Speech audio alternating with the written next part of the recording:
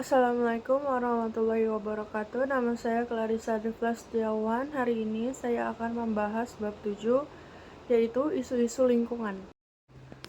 Pada bagian ini, isu lingkungan yang akan saya bahas diantaranya adalah penyebaran penyakit, ketersediaan air bersih, dan pembuangan sampah.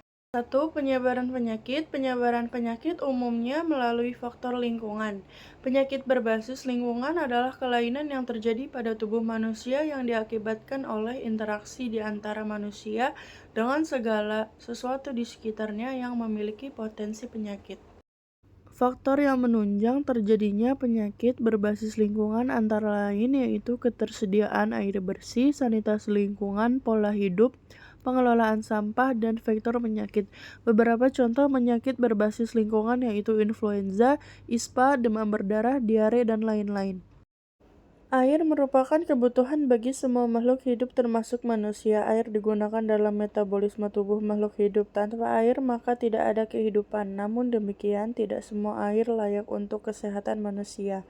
Air minum yang aman bagi kesehatan menurut Peraturan Menteri Kesehatan Nomor 492 Tahun 2010 adalah air minum yang memenuhi persyaratan secara fisik, mikrobiologis, kimia, dan radioaktif. Secara fisik tidak berbau, berasa, dan berwarna. Secara biologis tidak mengandung mikroba yang merugikan kesehatan manusia. Secara kimiawi tidak mengandung bahan kimia yang mengancam kesehatan. Secara radioaktif tidak mengandung zat radioaktif yang tidak melebihi kadar tertentu. Akses air minum yang layak ditentukan oleh sumber airnya.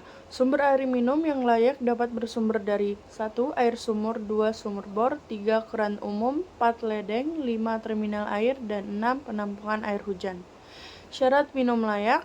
Sumber air minum yang layak harus berjarak minimal 10 meter dari tempat penampungan kotoran, sampah, limbah, dan selain itu tentu saja memenuhi kriteria secara fisik, biologis, kimia, dan radioaktif. Selanjutnya yaitu pembuangan sampah. Sampah merupakan suatu zat yang tidak diinginkan dari suatu proses kegiatan. Sampah dapat menjadi masalah jika dibiarkan begitu saja, karena mengganggu estetika kesehatan, bencana, dan mengganggu ekosistem.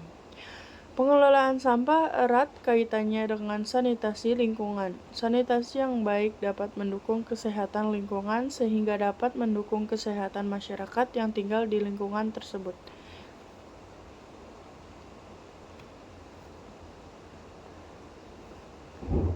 Perilaku masyarakat Indonesia dalam membuang sampah masih tergolong tidak baik.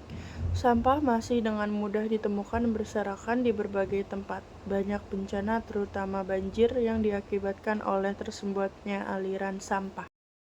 B. Pemanasan global. Pemanasan global atau global warming adalah istilah yang menggambarkan peristiwa kenaikan suhu rata-rata daratan, lautan, dan atmosfer bumi secara bertahap. 1. Penyebab dan dampak pemanasan.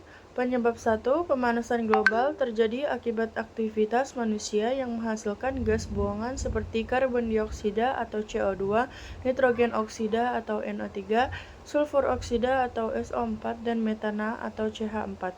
Gas buangan ini dihasilkan dari berbagai aktivitas terutama pembakaran bahan bakar fosil dan industri. Penyebab kedua, terjadinya pemanasan global juga diperparah oleh kerusakan hutan atau deforestasi dan menipisnya lapisan ozon. Hutan memiliki fungsi untuk menyerap karbon dioksida, sehingga jika rusak maka perannya semakin berkurang dan karbon dioksida masih banyak terdapat di atmosfer. Dampaknya, menipisnya lapisan ozon menyebabkan semakin banyaknya energi matahari yang masuk ke bumi. Telah banyak dampak yang terjadi akibat pemanasan global. Pemanasan global berpengaruh terhadap perubahan iklim dunia. Pemanasan global menyebabkan kenaikan air laut karena daratan es di kutub mencair, meningkatnya kejadian bencana, musim kering berkepanjangan, dan cuaca ekstrim, dan mewabahnya penyakit tertentu. Pemanasan global. 1. Efek rumah kaca, yaitu merupakan proses terjadinya pemantulan panas matahari ke permukaan bumi yang terperangkap oleh gas-gas di atmosfer. 2. Penggunaan klorofluorokarbon yang tidak terkontrol. 3. Adanya emisi karbon dioksida dari kendaraan bahan bakar fosil dan juga emisi gas metana dari kegiatan produksi pertanian, perkebunan, dan peternakan. 4. Terjadinya kerusakan fungsi hutan. 5. Adanya pemborosan penggunaan energi listrik. 6. Melakukan pembakaran sampah secara berlebihan. 7. Adanya peningkatan penggunaan pupuk kimia pada lahan pertanian. Usaha mencegah pemanasan global. Yang pertama, gunakan transportasi umum atau sepeda. Minimalkan penggunaan peralatan yang mengandung CFC. 3. Matikan perangkat elektronik saat tidak terpakai. 4. Hemat air. 5. Reuse. 6. Reduce. Dan 7. Resiko. C. Krisis energi. Satu sumber energi utama Indonesia masih tergantung pada minyak bumi dan batu bara. Cadangan minyak bumi dan batu bara terus berkurang sementara tingkat konsumsi semakin meningkat. Sejak tahun 2004, Indonesia menyandang status sebagai net importir minyak dunia. Krisis energi adalah kekurangan sumber energi yang akan berdampak terhadap segala aspek kehidupan. Energi alternatif yaitu mengacu kepada semua sumber energi yang dapat menggantikan peran energi konvensional seperti bahan bakar fosil. Energi alternatif lebih ramah lingkungan karena jauh lebih sedikit menghasilkan emisi gas rumah kaca. Terdapat berbagai jenis alternatif diantaranya matahari, angin, air, panas bumi, biogas, bioetanol, dan nuklir. Ketersediaan pangan. Yang pertama, produksi pangan, migrasi kesuburan tanah, hama dan penyakit, krisis air, alih fungsi lahan, dan perubahan iklim dunia. 2. Distribusi pangan, ekonomi, permintaan konsumen, dan politik. Upaya meningkatkan ketersediaan pangan yaitu peningkatan produksi pangan dapat ditempuh melalui pendekatan intensifikasi dan ekstensifikasi pertanian.